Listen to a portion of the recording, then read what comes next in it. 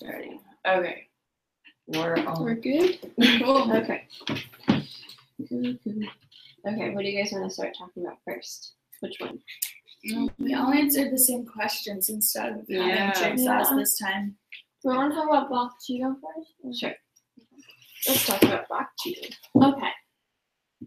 The first thing is that I think, okay, when I was reading the reviews, they were talking about, like how beautiful and strong the pictures or the illustrations are, which I agree with, but they also made all the faces look the same. Mm-hmm. Like, I talked about that. All the African American faces are exactly the same. Even the Native American faces are like almost the same as the African American faces. Yeah, even on the front. Yeah, they're all the same. Yeah. So they just all follow, and that's kind of like in that one reading we did last week about like, oh, do they all look the same? Like, is it a stereotype? And that's kind of what they did, but no one mentioned that in the reviews of the book. And then also he kept referring to them as Indians, and I don't know if that was because of it being set in a different time instead of Native Americans. I don't know. Yeah. I feel like sometimes, like, people are like, you shouldn't use the word Indians, and then some people say you can. Yeah. And it's kind of the same, like, white people, black people. Like, Yeah. I don't know if that's equivalent or not. Because But I know a lot of times, like in some of those videos we watched, Native Americans refer to themselves as Indian. yeah. Well, yeah, in our class last quarter with the contemporary issues, Native American contemporary issues, our professor was like, he was like, I prefer, what was it? It wasn't Native American, it was something. Just Native? I think he just preferred Indian or Indian American. Yeah, it was. Yeah, he was talking about the sign being changed, the Indian Street one, and how he was fine with the name of that street, and how this is kind of down a rabbit hole, but how they switched the name to his name, which was really actually his Americanized name. Yeah. And anyways, it's totally more like Black or African American, like what they prefer. So I did notice that, but I was like, I don't know if that. I mean, that might be offensive to some, but maybe not others. It must be like the author. He must have not. And he's like part of He's part of the Choctaw Nation. Yeah. So he has that Yeah. to back him up. Of But like still the authors, the illustrations. Yeah, I didn't look into the illustrator. It's in here. She's just an artist. It says that she's. Oh, it's not in your cover. It said I'm pretty sure she's Native American, Okay. or at least has it somewhere in her. Something that I thought was interesting was that, let's see, it was on the back cover of mine. Oh yeah, like this. Here's the illustrator. Yeah. She has Cherokee in her. But I thought it was interesting that the author was traditionally a storyteller, like performing storytelling, not writing. I think that's why the writing's not that great. Yeah, because I was looking at it and I was like, this isn't even that high of like a literary quality, but no, because I was reading it and I was like, I don't think this is well written at all. Like the story is cool and has a lot of like meaning and stuff, but the writing itself was not. I don't know why, like when reading this book, I didn't like think about like in that time period, like both groups of like people of color were like both going through hardships. Like I don't know why I never like thought about, and like if I don't know if was this a true story? Like, it's supposed to be. It's like a retelling of a old tale, something that may have or something because related Native to it. Americans like tell stories, right? So I had never thought about like if they were helping each other in that time period. This is supposed to be based on a real girl that helped a real slave family. Okay. Yeah, I don't know why that was just like, I guess that was like my gut reaction, like, wow, why have I never like thought that was the case at that time? And I just always thought of each group separately in their issues, but not that like they probably could relate in some ways in that time and help each other. So I feel like when we're taught in elementary school or even like in high school, college, like we're taught like one culture's history that's different, and we don't necessarily intertwine. No. And so like I don't know, I think that's like a weird thing that we do. Like, I mean, it makes sense because you can't like bombard, right? You know, like, they're doing this, they're like this is all happening at one time. Like that's really overwhelming, but it's also like well, a lot of it affected each other. Like and that's kind of like what the textbook chapter about like historical fiction was kind of talking about with history textbooks, that they like only give you one perspective because it's like so much information, they can't bombard you with all of it, but then they like should find a way to, because getting one perspective doesn't give you like, it's like the one story, the single story, yeah, that's what I thought of too when I read that. It was just like if you, I don't know, but then like I don't know how. I think that's just like a huge challenge that I'm not aware of, like how people do it. Like I was like trying to think like how could we make it better, but it's like it's so much history. Like what do you do? Like what do you cover? What do you choose to cover without like only choosing one perspective, yet not overloading with like covering so much. It's just gonna get more and more because the more history right, exactly. happens. Exactly. But then it's like also some of the history becomes kind of irrelevant. Like as time goes on, because you know we don't talk about like stuff that happened super long ago as much as we talk about the last like 100 years. The super long stuff, long ago stuff though, like super long stuff, long ago stuff kind of goes into science now, like biology. Right. It's no longer history. It's just something else that I thought was interesting was the last page of this book and how the author did how they still talk about it, and like they did like the 3 different perspectives of like they talk about the bravery of that little girl, the Black people talk about the faith of that little boy, but maybe the white people tell it best. They talk about the night their forefathers witnessed 7 Black spirits walking on the water to their freedom. Like I thought that was like a super interesting, like they kind of like were telling the story and then just like removed like the and to show that there's different perspectives of the story. But it was interesting, like that was like the last page of like, I liked it and I thought it was like unique in that way, but I thought it was very interesting. And also just like that they have like the Native Americans, the Black people, and then white people. Like, 'cause, I mean, given that they were there and everything, but it was just like an interesting. I know, I didn't know what to think of it. Like it was really interesting and like unique, and I liked how it ended. But I guess I don't really get why. Like, is the reason they think that the white tell it best is because it's like their view of like seeing like, oh, they accomplished getting freedom, so that's why it's like the best perspective. Yeah, I would say it's the best perspective, not for the white people, but for people to hear. In general, later, like to see that they gained. But if you think about it, like what story is going to sound the best when you're listening to it? Like the story of, oh, I helped them, or there were ghosts, or there were spirits that crossed over the river. Yeah, I just thought that was interesting. I didn't know, like when I first read it, I was like, what? Like I wasn't expecting that ending. So, this is just the first discussion question, and I feel like it might be something that's worth bringing up because it's kind of the theme throughout the whole story about them being invisible and like how that relates to ethnic invisibility. First, like I just didn't understand how they legitimately turned invisible. I think that was part of the fantastical storytelling. Okay, it's like the whatever of belief, suspension of belief. Yeah. But like, based on a real story. But in the same way, I feel like that probably did happen at one time, and I don't know. I was like trying to think in a way that it related to like color blindness, and that people they try to be colorblind and hoping that they don't really see the problems that people of color may face, and but they think that's the right thing to do, but then it's not. And so I wasn't really sure I was thinking more like the needs, like in these times, the needs and like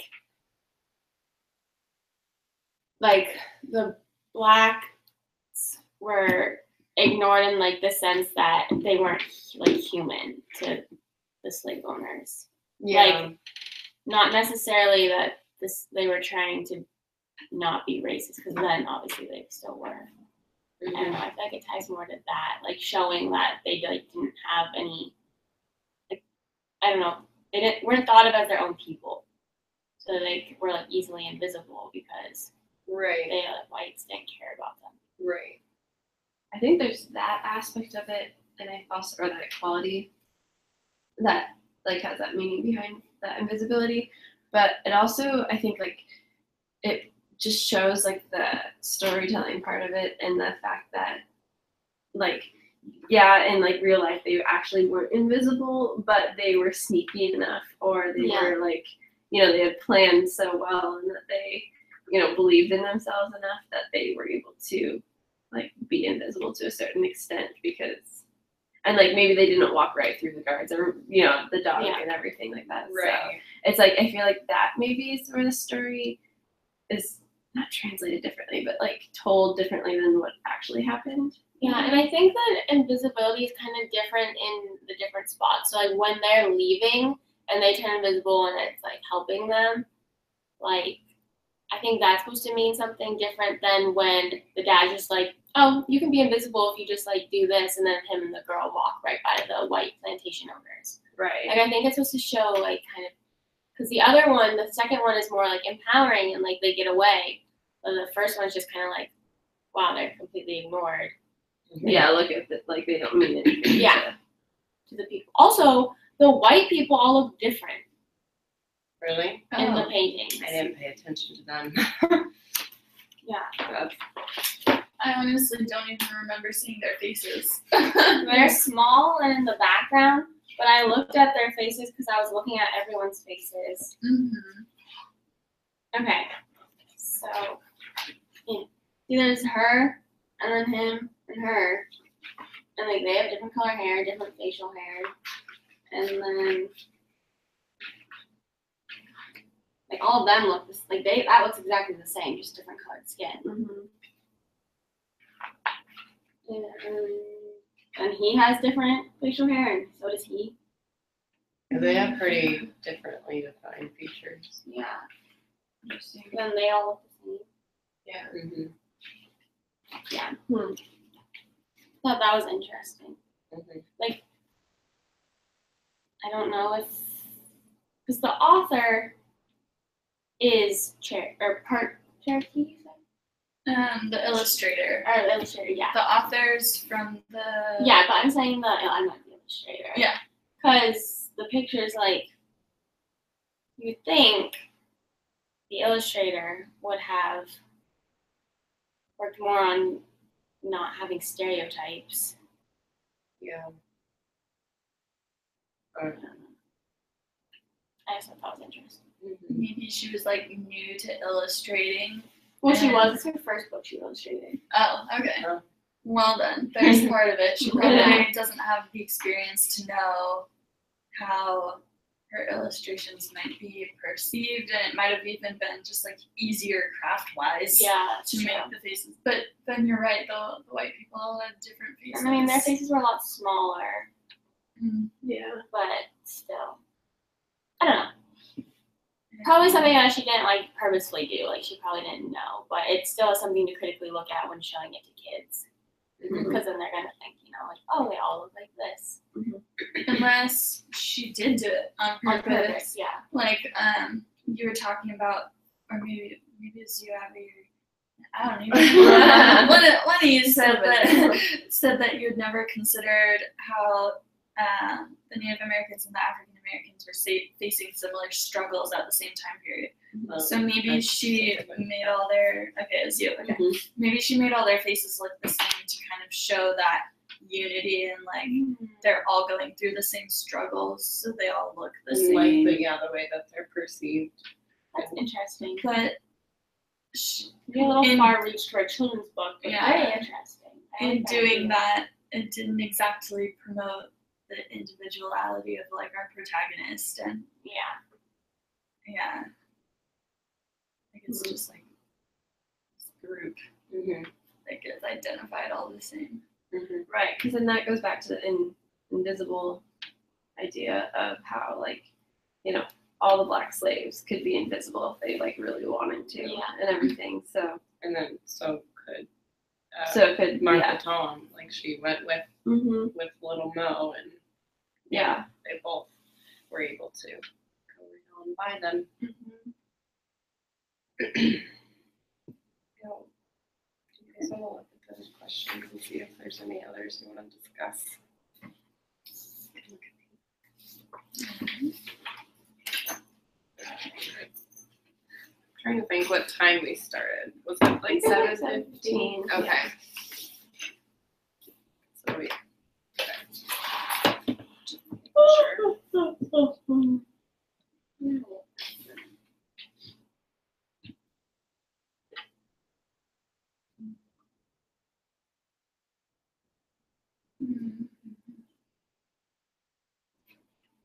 I think something that I had like a mini question about with this book was so it just made me wonder, because you know I feel like I've always heard that there's not that many good Native American or Indian stories or picture books or novels or anything. There's a lot more, like in the very few books about other cultures and everything, comparatively to the white culture and everything in literature. Like there's very few Indian stories, and we kind of talked about how like the translation and like how the like Native Americans don't necessarily like want their stories in books and stuff like that. I think we talked about that last week, the week before or something. I don't know, whatever. But anyways, that there's like a lot fewer books of the like Native Americans' history and stories and stuff like that. So it made me wonder, like reading this, because I like this book and I really like the power of friendship and freedom that it, like the theme that reigns throughout.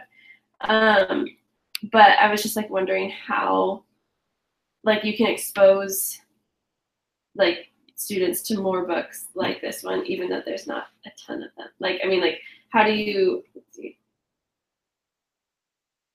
like, how do you further expose kids if, like, there's, I don't know, maybe there is a lot and we just, like, haven't been exposed to, I don't know, like, I think like, if you looked stuff up and found the right resources, you're going to find more of these stories than you would think. Like, you'll probably find enough to teach a classroom with, and then, I mean, you can use the same ones again for different years and to return to and stuff.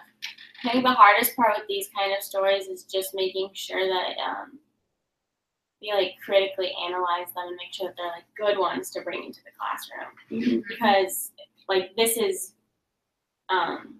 because like they said, they don't teach really social studies in elementary school, so these books are like the history that they're getting. So we want to make sure that it's like accurate and like representation of the group and everything and of history. So like this is going to be their basis of their entire social studies. Did this have an award? Or it doesn't have anything on it. No. Okay, I was like, would it have it? Oh, it says Texas Blue Bonnet Master Award List, 2018-2019. I'm just wondering if, like, I don't know if there are any books with awards and how they would gain the award. I haven't like looked into it, but how we were talking about how it was like poorly written. I wonder if that's kind of common across because they do more storytelling and it's not writing for them. Like that's, and so it is difficult to bring texts into the classroom that are going to be I don't know, written well, but also portraying properly, like their perspective. And I don't know. Yeah, because this has some good meaning, but it might, like, it's not a great model of how the students should be writing, which a lot of time read alouds are kind of used for that. Like, oh, it's the model of good, like, well-written literature. But I don't know if you need to do that every time. Yeah, I feel like you would use this book more for, the themes and the message and the maybe even the history part of it more than writing. Know. I agree with that. Like you would use it for that part of it, but I just don't know. Like, is it still okay to use not well written stories and books in your classroom because you don't like want students to? I think so because it's more. I don't like using the word authentic, but it's like, it's a different culture of writing, and we're like we talked about how like we're so used to like the Western like literature. Like we're so used to like how books are written. Know that that's the right way that you like we don't always want to like read books that like model exactly what we're gonna do because then that like gets rid of like the variation of. That's true. I mean, and not that we're just like encouraging students to like write poorly by any means, because I don't think this is like a poorly written book. It's just like it's different than what we're used to. Right. In terms of that, and I don't know. I think that like that just goes along with like the history part of it, like in the culture part of it, because it exposes more of that culture through like. And I think if you recognize that like with your class, like this is told in like a way of storytelling, like, and how is that different than if it's not a story, like That's the thing. You can always bring stuff up to the class. Like if there's something that you're worried about with a book, you can always make a lesson out of it. Yeah. The thing that concerns me is knowing what is good storytelling and what's not through these types of books. Yeah, like, and I think reading it aloud is helpful as well. Yeah. So I read this in my head, so. But I mean, like the translation of it from that tribe to or something like to how accurate is it? Yeah, like how accurate and how did it alter? How did it change? And like, I think it's just hard to research and then trust. That's why looking at the background of the author is super important. I think. I looked at read some stuff about him, just like what was on the book, and then like what was on different links she sent him or sent us. And it seems like he has a pretty good background. Like it's not just someone who decided to write a story about something that they heard one time. Right. I guess I briefly talked about this in my post, but about like for students of color in your classroom that like can relate to people in whether this book or another book, and like the overall message is really great, but like there's parts of it where they are invisible, and it's like how do you, I guess what I was wondering is like how do you deal with that? I guess that's like any other story that has like a bad part to it, good part to it, but to not shoot down their confidence just because they like see themselves in it. And I don't know, like that's I didn't think about it from the point of like to a student that could relate or see themselves in the story. I guess I was like, how do I like make sure that I let them know like this was a different, I mean, I guess in the beginning you could say this was a very different time. This isn't how it is anymore, But also they have strong characters as well. So if they see themselves like she's a hero. So I guess really emphasizing that if you were to share this with your class, and like you have students of color in your class that could relate to the characters in the book, like really emphasizing that so that they aren't getting, I don't know, their confidence shot down in the parts where it's like, oh, just be invisible and you'll be able to get right by, and because that's, I don't know, maybe they don't look into it like we would, but I don't know. But like if you think about it, like there's a hero in each of like, so in like the Indian tribe and in the Black slaves, there's like a little hero. Yeah. And then there's also like the support group that they have behind them, and like both of those support groups are struggling because of like the times that they're dealt. But it also like, I mean, not that it's like where are the white people, but like I mean, if we're like looking at like kids seeing themselves in the book, like if they see the white people are bad. Like there's no hero for the white people in this book, and so then it's just like, well, then you have to talk about that too. For like because I then like relating to Tunnel and how like you don't want to sugarcoat history, but like I don't know, That's always going to be a struggle for me. Like as an elementary school teacher, I don't know, whatever age I'm teaching, it's still going to be like kind of younger for them to hear like the not sugar-coated part of history that maybe that's what they knew briefly about from just their family or something, or not at all. I don't know. It's always going to be like a difficult thing, but I feel like it's necessary because I feel like for me, in my experience, everything was really sugar-coated, and just now I'm learning like the reality of it all and like how each group was affected in America and how it was terrible. So I don't know. I'm gonna write that as my question. Okay. How, like, what's a good balance of, like, not horrifying children, but also not sugarcoating stuff? Yeah. But I think we should also ask too, like, how do we, how do I want to phrase this? What you were talking about earlier about the kids seeing themselves in the story. Like, how do we address some of the, I don't know, my brain is just, I'm not awake yet.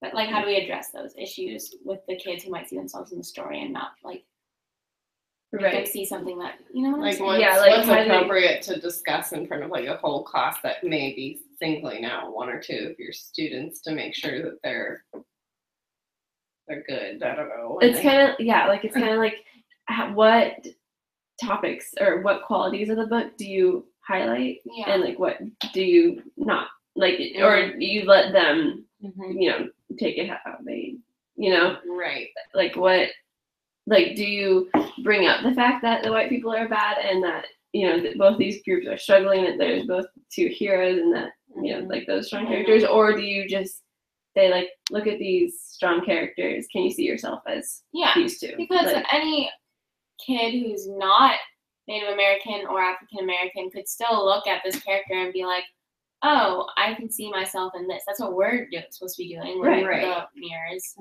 So they don't necessarily need to be of the same culture.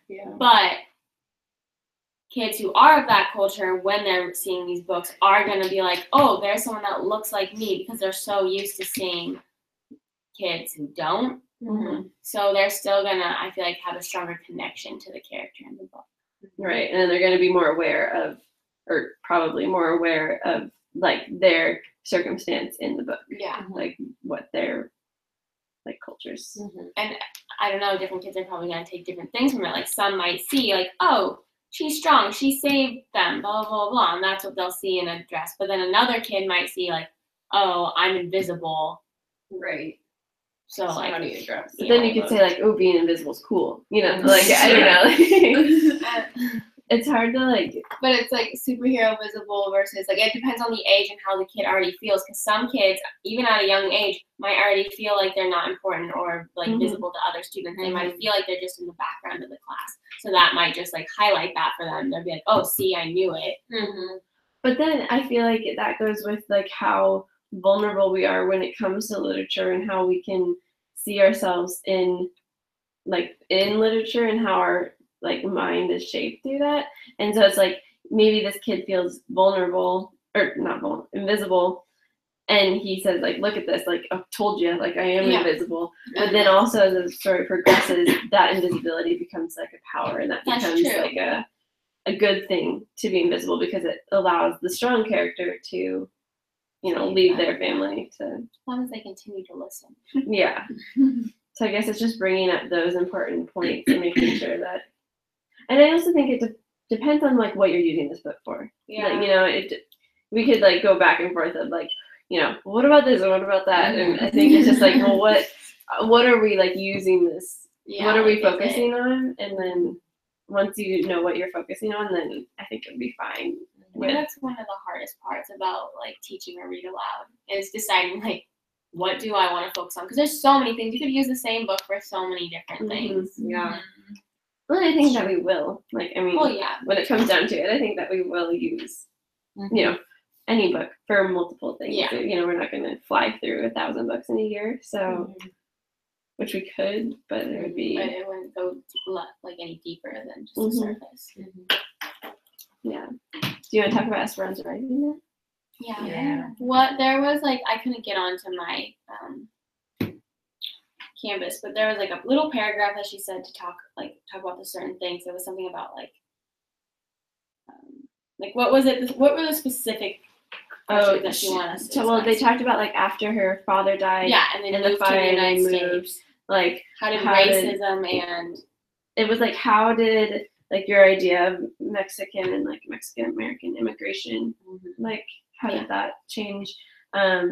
Talked about or asked like what does immigration mean to you? And like how is your life affected by immigration and stuff like that. Last quarter I took the oh wait, no, Kellen was in my class, not you, never mind. I took Bridging Barriers Between Migrant Youth. Yeah. And so we spent obviously a lot of time talking about migration and working alongside a lot of the migrant youth from Mount Vernon. So I went and watched in like this. I don't really know how to explain what it was, but they were telling their stories in different ways, like through poems, through songs, through just stories in general, and like hearing these stories from their lives. And then we also had them come and talk to our class, and we created the like migrant youth leadership conference for them, so they were on campus all day. So we spent a lot of time with that. And so reading this book was just like, I felt like an extension of my last quarter because it covered a lot of the like same information. There was a lot of the same stories that paralleled to a lot of the migrant youth here in Mount Vernon, but also a lot of the stories that we read along the way for assignments. And it's just a really similar, like, migrant stories they're all unique in their own way and different because, you know, they're different people, different lives, but they all have a lot of the same, like, kind of idea. And I thought it was interesting to read this is fiction, right? Yeah, it's based off. But based off, right? Or based off of her story she heard from her grandma. Yeah. So then it's kind of true. Yeah. But yeah, it's just really similar to all the other stories. But I took a class that was called Seminar in Educational Equity, and the teacher that I had, his parents were, I think they came from, like, they were immigrants from Mexico.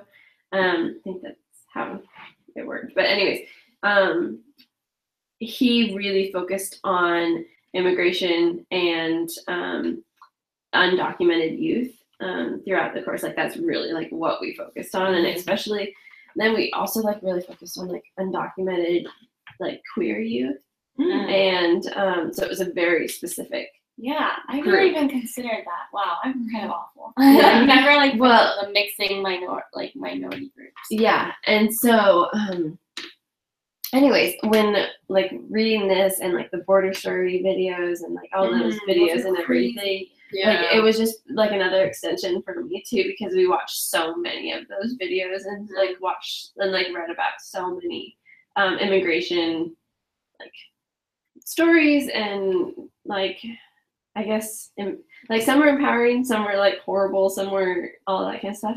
And I thought the cool part of this is that you got to see the youth side of it, or like see through the eyes of youth, because usually you just see through the eyes of an adult because that's the majority of who's crossing. But one of the videos I remember talked about or like focused on immigrant youth and like how they're abandoned and everything by their parents, and they're not like homeless. Yeah, because the parents get deported and then the kids are homeless, and I'm like, what? Right. And like you kind of saw that here, how she was a little bit abandoned and forced to grow up a little bit more, and everything just with even her mom being sick and her grandma not being there, and you know the other people working and everything that she was. And I thought that was just like a very empowering part of it. And it makes me wonder like how accurate it is in terms of like, you know, if you're reading this to a class and there is a migrant student in your class, are they going to agree with this? I think from the kids that I met and talked to and heard their stories, I think that they would agree, or that they would relate to this a lot, because it talks a lot about the struggle, and what she does a lot is help the family. Like, that's her job, and that's what they talk about a lot. Like, if they can't go out in the fields and help, then they're at home taking care of the kids and taking care of the house, because like they're always working to help the family. Like that's countless stories were told about that. And just like, but also the empowerment and like how proud the family was is also an underlining theme that I heard in their stories a lot, was just like we're proud of the work that we're doing. Like we're working hard and like we're here to like take care of each other. And I think that was also a kind of underlining thing in Esperanza Rising. So I feel like that they would feel, I think they would relate to it. Yeah. It would be like fairly accurate. I think a great part of this book is how it really shows her internal struggle, or her like emotional struggle of like, no, this isn't right. Like, no, I don't want to do this. And like, you know, instead of just being like, oh, okay, like, you know, they just hop on the train, like, and go. Like, she's very resistant to that change. And I think it's just like such a reality for, you know. And I wonder if it has to do with the fact that she's experienced not being in that situation compared to all those around her, and how they don't know what it could be like, and so they're just like being content with like all that they're doing and working and gaining for their family, and are satisfied with that. But typical riches to rags story. Yeah, and that's true. And for me, I don't have really any background in any way with like immigration at all. Like I haven't looked into it, and I haven't had any classes on it. So this was like, I would really recommend taking a class on it. Oh, for sure. Because so many of your students, if you work in around this area, are going to be migrant youth. Oh, I know. And I need to. Because for that very reason. And like all of this was like, I don't know, just through a novel new to me. And I feel like, I guess I felt like possibly one of my future students, how they may feel when they hear this, or if they choose to read it, like, because I feel like I'm at their level with like my knowledge of it. And it's like sad, but it was just really fascinating to me. And like, it was just interesting. Even what stood out to me was like when she was crossing the border with her family, like she was like obviously very nervous, but like they all were very like innocent. Like it's just sad to me that like they have that oppression of like crossing the border, but still feeling that way, because just for the reason of like, well, not just for the reason, but for one of the reasons being that they could potentially get separated from their family. And like, even though they're all innocent and they're not like, I don't know, transporting drugs or whatever smuggling that happens down there, but that they fear that they're going to be taken from their family, and that their family isn't going to get to go, even though they too are innocent. I don't know. It's just like, I don't know how it all works down there, and why some can't go over, even though they have no history of doing anything wrong that they shouldn't be like bringing over, or what. I don't know. I don't know a lot about it, but I just was thinking about that moment in the book right in the beginning. So something that I was thinking about in my post is the first article in our module that kind of talked about immigration and the changes in the laws recently. And what just like occurred to me, I've taken that same class last year, so it's been a while for me, but. Did you take it with Maria Florence? No, I took it with a gentleman. I forget his name. Yeah. But something that occurred to me though is that with the language barrier, which is a lot of what we talked about, it's hard for migrant families to understand the laws and advocate for themselves. And so there was like all those lists of like ways that they were trying to keep families together. Like it was like, oh, if you can prove that somebody would be suffering if you were deported from the country, then you can stay with them. And no one knows to do that. Yeah, it was designed to help keep parents and kids together, but because the legal system is so hard for them to navigate and they're shoved through so quickly, they don't have time to like process it or ask for help or ask questions, then they're just left not knowing what to do. And that occurred to me. Yeah. I never thought of that either. Something that I kind of like had to, like do the ticker tape thing with when I was reading that book was thinking of her family as being rich was like something I hadn't ever thought about before, and I felt kind of like awful about that because I was like, in my head, I was just like, oh, Mexico's poor, everyone there is poor, exactly and like, what I said in my yeah, post. I'm like, oh my gosh, and I agree terrible. with that so much because that's just like, oh no, of course, like, and it's awful because the reason that she has more Spanish blood, so you know she's lighter skinned, but still, like, I didn't like think about that. Yeah, and I know that's a big misconception that a lot of the migrant youth had talked about too, was that like a lot of us have a lot of schooling that like it doesn't transfer over here, but like we are, like they were talking about Esperanza, like she probably has more schooling than a lot of these kids here, like she has more knowledge about stuff, but it's just in a different language. And or two, like the migrant youth talked a lot about like I guess this is a little different, but along the same ideas, where they're also Native Americans, and like we don't think about that in that way. Like there are like parts, a lot of them actually come from Native groups in Mexico. So even they have racism in their country, like they're like there's racism against them because they're like the natives, and so they're like darker skinned, and like, does that make sense? How the natives here are, like they also are. I don't know what the word would be, but I found that really interesting because I never thought about that. I kind of clumped all of Mexico as one. Right. Yeah. Did I? I know. The Why Would Someone Cross the Border Illegally article, or yeah, I think it was an article, not a video.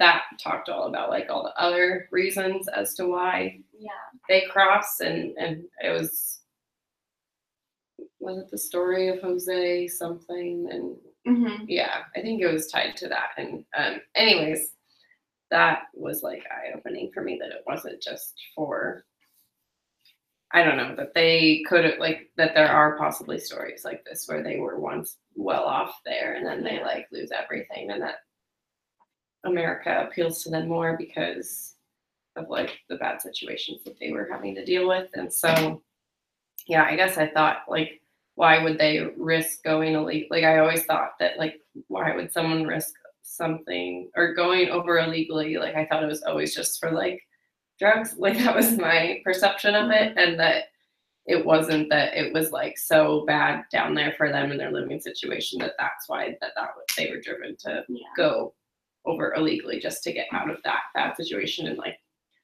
preventing themselves from the possibility of actually getting killed. Like I never knew that was like happening down there, and that it wasn't just drugs. Like because it's so I don't know why I can't think of any of the words I'm trying to say today. Like the police force is just so like it's corrupt. Like we saw that in the videos. Like, the police force, they are so connected to the drug cartels in a lot of places. But is it on the other side, like their law enforcement, or is it? Yeah, it's their law enforcement. Not so ours. It's not safe. Yeah, so it's not safe for a lot of them to live there because the police force is just like which super is corrupt. Yeah, it's crazy to me. And that reminded me of in Esperanza Rising, her two uncles. And then there was the interview. They were in government. Yeah. They were terrible, and they were controlling their whole lives and their money and could do anything.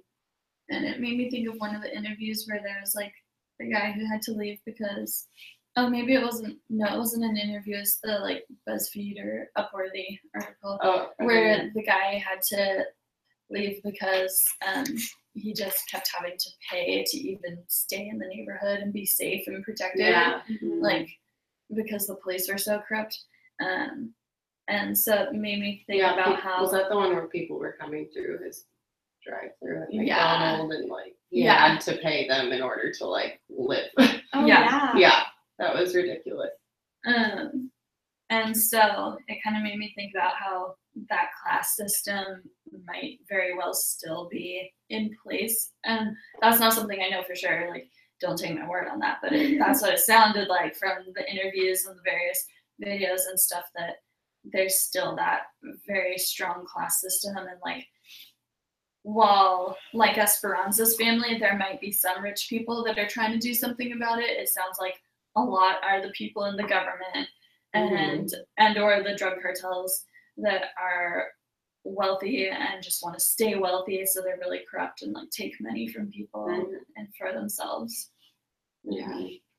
Another thing is like that I thought of, and like as we were talking about like the some are rich, some are poor, like they're just trying to get a better life, is like the students that go from they're here for the seasons, like they go back and forth. They go back. Yeah.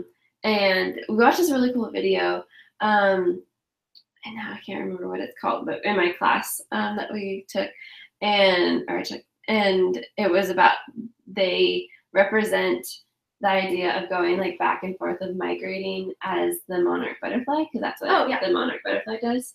The monarch is like a symbol for migration for a lot of in a lot of areas down there. Yeah, because they travel with the seasons, and it made me. It was just like an interesting thing to read Esperanza Rising, where she goes and she stays. For the most part, like her life obviously changes while she's there, but she doesn't go back and forth like some of the students. And I wonder if that is because I did a practicum down in Mount Vernon too, and a lot of the teachers said like we have such a quick turnover rate that a kid will be here one day and gone the next, and they won't come back, like and they just have no idea where they are, or they can't track them down. A lot of times they like go to work. They go to work, or they go back to Mexico, or they move to another field, or they move to a different school. Yeah, right. Crazy. And I don't know, it's just like I could see those students in this book, and I could see like that challenge that they face, even though I have no experience with it and can't even imagine like what that is like that type of life. And I just thought it was like a really cool aspect, even though it didn't like show every part of immigration and like that migration aspect of immigrants, that it still showed the idea of change. And the thing that did talk about is they talked about the different camps that sometimes you have to go to, and like that's definitely something that like they're lucky. They talk about that, like they're lucky to be in the camp that they're in. They get to stay there year round. They like plant different stuff, but a lot of kids have to move based on the season to different fields, and they are living in like tents because they're not set up camps like that. And they talk about that. I just think this book hits so many amazing aspects. I mean, because they have everything from, I think that it has something that everyone could connect with and show, and it also just teaches so much about this idea of migrating from Mexico to California. And yeah, I think the actual immigration was downplayed a little bit, like from, like it was pretty quick in the book, and I think that's probably a good aspect. Yeah, but like I don't know, I've watched videos where they have to trek across the desert and they go through like all that kind of stuff in Arizona. Well, see, they have their papers though. You're probably watching ones where they don't have the papers. Yeah, that's true. And a lot of them might have to try like 4, 5, 6, 7 times to like finally get across. Keep getting sent back and trying again, and that's so determined. I don't get what the when they get sent back, like why? Like because they're not legally allowed in our the country, so they're getting sent back. They don't have papers. Oh, you're saying if they don't have papers, but if they have papers, they well, the people getting sent back in this book that had papers were like the border people decided that they weren't real papers, or sometimes they probably just make the decision like look at them like no, like because it's super corrupt. Makes me wonder what. Sorry, I'm just kidding. Yeah, you keep going because it's on this. Well, I just wonder like as a teacher too, like how much do like obviously we need to stay like informed of like the immigration laws and like I don't know. I feel like we're at a very pivotal point, and I'm sure like every point in history is pivotal, but like I feel like right now, like with everything that's going on, like it's a very like fragile time in this immigration thing, and I think that it's really important to like know what's going on. I just wonder how much we need to like really invest in that? Like, I mean, do we need to be total experts on it, or do we just need to know the general idea of it? Or I would say be able to be there for the students individually. Mm-hmm. So like get to know the families, make sure like get to know your students on a, like know what their situation is, so that you know if they leave, you know what's happening, or like if they're not showing up at school like 2-3 times a week, maybe you know it's because they have no way to get there because their parents are working, or like maybe they just stay home and take care of the kids. Yeah, I was talking about more of like the like actual immigration laws of like what is going on at the border and like what is changing. You know, like I don't know how much we can do though, like about that. Not that like we can do, but just like know. Like how do we? But what would be the point of us knowing? Just I guess would be to relate more to the struggles that our families are experiencing, and you could give them some information too. I just feel like I don't know like much about immigration other than the fact of like how it affects students and how the students affect my team, like you know, like that train of it. We should maybe make that a money question, like how much should we know about like the like logistics of like immigration, like is it super important to not like be an expert on like what's going on, or is it just like the general idea so that we can assist the students in a better way? Or because and it's also like you can't ask a student that, like that's a big thing. It's like you can't ask if they're documented or not, or you can't ask their story. I also feel like you don't want to assume, but also I don't know, it's hard. So you don't want to just make the assumption that they're undocumented, but something that stood out to me, this is a little bit of a changing subject, that stood out to me a lot in the book, mostly because like of the class I took last quarter. But, you know, they're working in the fields and they're getting paid insanely low wages, and like people are getting deported. But there's this one little girl, and she was sharing her story. She was probably like 9 or 10. And she, like, technically is not old enough to be working out in the fields, but she goes anyway because her family needs more people. And she was talking about how, like, the, like, pain it puts on her body and the, like, heat and, like, the sickness from being out there and, like, how hard her family works and how exhausted they are and then how they come home and, like just talking about, like, the struggle of working in the fields, like, stuff I've never, like, thought about, just, like, how bad it is on her body, like, her hands ache, like, all of her body aches. And then she, like, stopped, and then she said, like, and now, like, you or, like, this country wants to send us away, but, like, who's going to do this work if we're gone? And, like, that was insane to me because, like, I never thought about that. And it's just, like, this little girl being, like, it sucks. It's awful. Like, it hurts. It's, like, we don't make much money. It's barely enough to support us. But it's our living. Like, we need to be here. We'd rather be doing this than being back in Mexico. And, like, if we're not doing this, who's gonna? Because you guys don't do it. Like, right?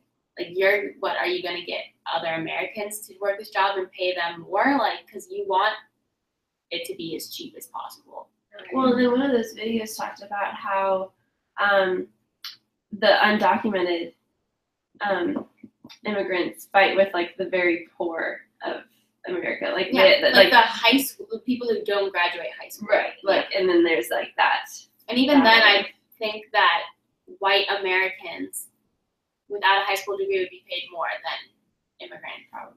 I mean, because they're documented and they have they're required whatever the wage is, but they're required to be paid that at a minimum. So,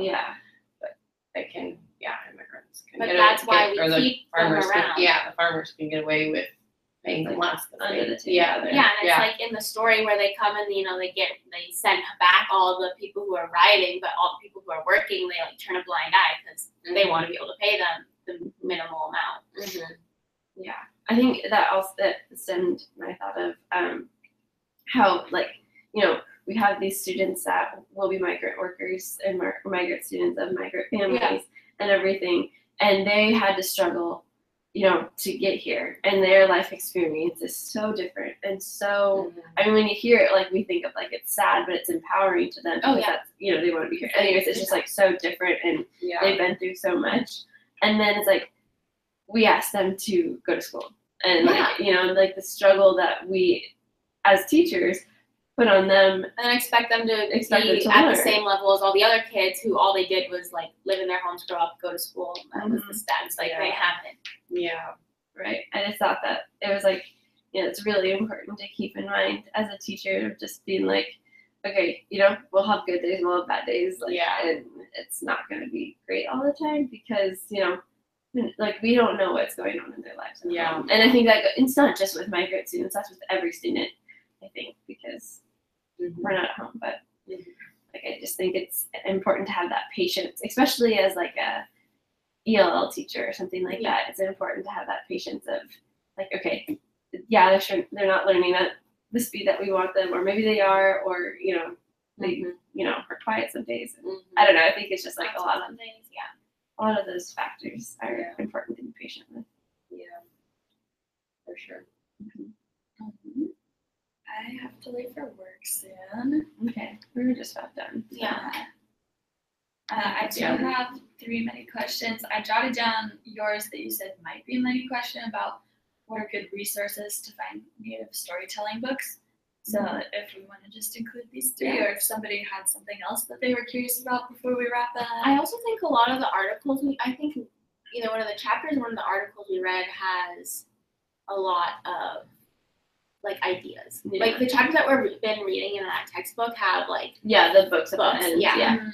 And then also websites she sent us also have resources at the end of them too. So I think those might be some places to look. Yeah, cool. All right. Yeah. Okay. Stick around. And after I post that, do you want to put those up? I'll just comment like I did last time. Many questions. Perfect. And I did time estimates. We'll see how Yeah. good they are. Usually I go back and it's like, whoa, so off. Like, Wow. Are we done? Yeah. Okay. Yeah. Cool. Bye. Bye.